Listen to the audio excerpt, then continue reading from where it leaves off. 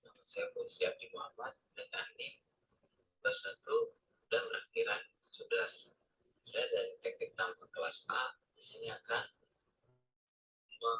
menjawab tes dari peralatan tambang.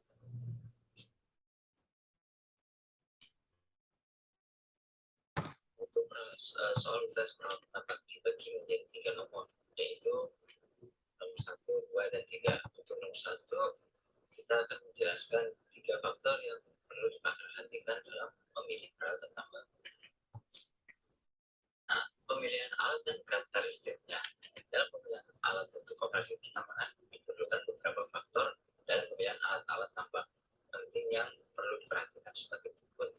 Yang pertama adalah kapasitas, kedua fungsi, dan ketiga kondisi lapangan. Kapasitas alat berat. Kapasitas alat berat perlu didasarkan pada volume total atau berat material yang harus diangkut atau dikerjakan. Kapasitas alat yang dipilih juga harus sesuai dengan pekerjaan agar dapat diselesaikan pada waktu yang telah ditentukan. Oleh karena itu, tidak setiap alat berat dapat digunakan pada setiap proyek pertambangan. Lalu untuk selanjutnya, yaitu fungsi alat berat. Fungsi alat berat itu perlu diperhatikan juga dalam proyek pertambangan, karena setiap alat berat tersebut memiliki fungsi yang berbeda pada medan yang berbeda pula.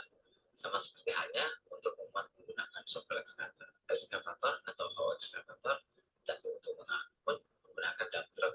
Oleh karena itu, tidak dapat asal menggunakan alat berat tanpa memikirkan fungsinya, yang dimana dapat mengakibatkan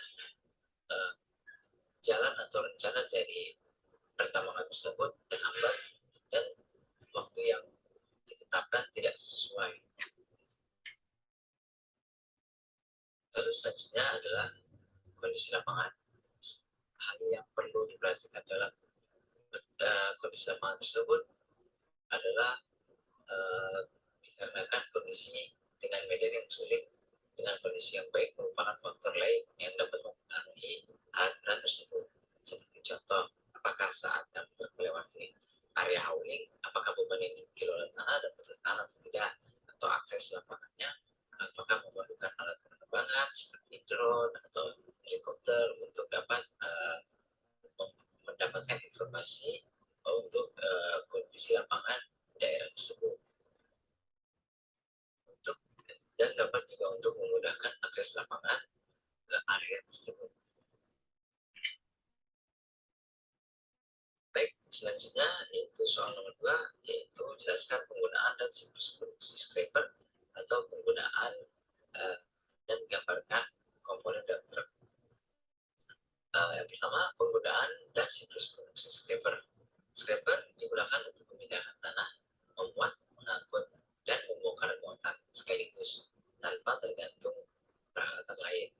Untuk produktivitas, scraper dapat dilihat dari jenis material yang dikupas. Seperti jika tanah, maka pengupasannya jauh lebih cepat dibanding dengan material yang lebih keras. Dan juga kecepatan yang dipakai seperti untuk efisiensi dari scraper tersebut dan tenaga yang dibutuhkannya. Lalu tidak hanya itu saja, scraper juga menggunakan bulldozer untuk menarik scraper tersebut.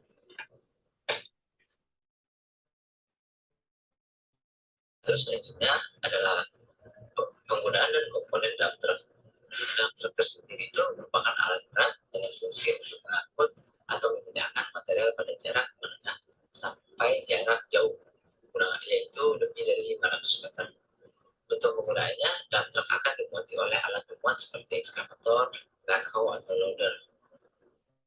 Lalu dump truck akan menuju base dump atau stockpile untuk membongkar muatan tersebut. Proses pembongkaran muatan material dimulai dengan bak dump truck yang dibuka menggunakan sistem hidrolik, lalu material akan berjatuhan dari bak dump truck tersebut. Berjatuhannya bisa saja ke stockpile ataupun waste dump. Lalu selanjutnya adalah komponen-komponen daripada pada dump truck, yaitu yang pertama adalah rotary lamp. Nah, gunanya rotary lamp ini adalah untuk memberikan tanda bahwa unit atau dump truck ini hendak beroperasi. Lalu juga terdapat mirror untuk yang fungsinya itu untuk melihat ke belakang. Terdapat juga strobe lamp. Terdapat juga strobe lamp, yaitu lampu penerangan tambahan. Ada juga fog lamp, menggunakan saat jarak pandang terbatas. Ada alternate signal lamp atau sinyal belokan, yaitu untuk lampu jika akan berbelok. Low beam lamp, lampu kerja dekat. High beam lamp untuk lampu kerja jauh. Terdapat juga ladder unit untuk pijakan kaki saat menaiki ataupun menuruni unit tersebut. Lalu ada fire suppression untuk mengaktifkan fire suppression secara manual. Ada pun juga kode, nomor kode untuk mengetahui nomor unit. Ada hook untuk mengaitkan tali seling untuk menarikan satu unit atas. Ada pun juga emergency stop digunakan untuk mematikan mesin dalam keadaan darurat. Dan juga ada lockout digunakan untuk membuka atau memutus arus baterai untuk alat pemadam apinya. Handle juga terdapat, yaitu untuk digunakan untuk pegangan saat di atas unit. Adapun wiper untuk membersihkan kaca depan dari mungkin kemungkinan debu-debu ataupun hujan yang turun.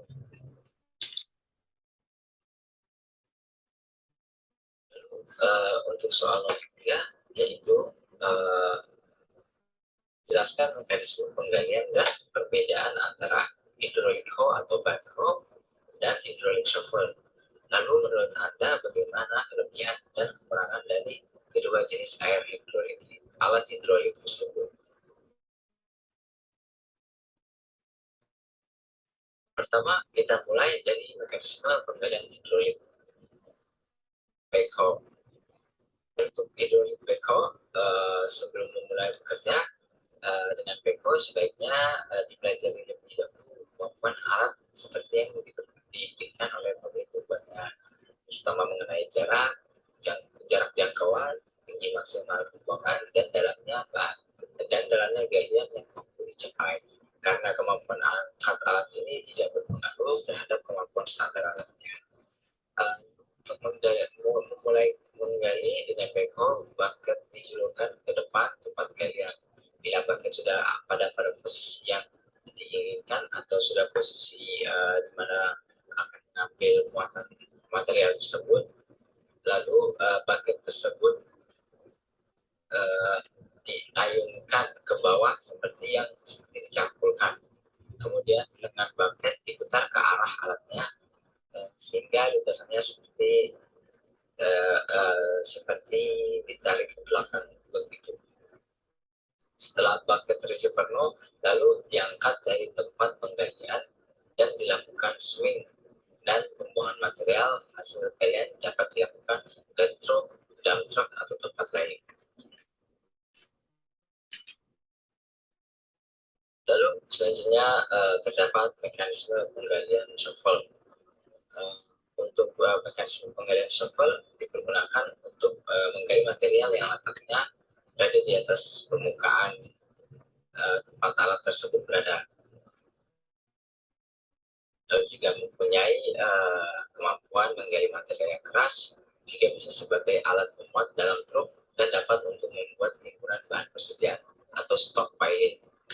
Gerakan power shovel dalam operasi yaitu yang pertama, tenaga angkat utama atau main hoist power untuk mengangkat bucket di dalam material yang digali. Yang kedua, tenaga angkat tambahan secondary hoist untuk menggerakkan keeper stick ke depan yang memberikan tenaga ekstra. Yang ketiga adalah retracting, yaitu gerakan ke belakang dari keeper stick untuk melepaskan diri dari material. Lalu yang keempat, pung dinaikkan dengan sudut swing untuk membuang dan balik. Yang kelima adalah gerakan maju atau mundur. Nah, perbedaan yang paling signifikan dari kedua hidrolik ini adalah cara penyekopan atau pengambilan material, di mana hydraulic shovel ini penyekopan materialnya itu ke arah depan, sedangkan hydraulic backhoe itu ke arah belakang atau ke arah hydraulic backhoe itu ada. Lalu selanjutnya adalah kelebihan dan kekurangan dari backhoe hidrolik. Kelebihannya adalah mampu menggali material pada berbagai kondisi atau di floor, channel, dan groove. Yang kedua adalah manuvernya lebih baik. Ketiga, dapat beroperasi dengan area kerja yang lebih sempit. Keempat adalah pada kelas yang sama, baku mempunyai ketinggian gali ke atas dan ke bawah lebih besar daripada shovel. Untuk kekurangannya terdapat pada ukuran bucket lebih kecil dibandingkan shovel untuk ukuran mesin yang sekelas. Kelebihan dan kekurangan shovel hidrolik. Untuk kelebihannya adalah pertama, dapat memberikan produksi lebih tinggi dibandingkan dengan backhoe. Biasanya bucketnya lebih besar dibandingkan dengan backhoe. Dapat menangani material sampai dengan ukuran boulder besar. Yang ketiga adalah shovel mempunyai kapasitas lebih besar di antara 10% sampai 20% daripada backhoe. Kekurangannya terdapat pada kondisi operasinya terbatas atau kurang fleksibel. Lalu yang kedua adalah memerlukan alat tambahan, misalnya seperti bulldozer. Baik, itu saja yang bisa saya sampaikan. Semoga yang saya sampaikan berguna. Terima kasih. Wassalamualaikum warahmatullahi wabarakatuh.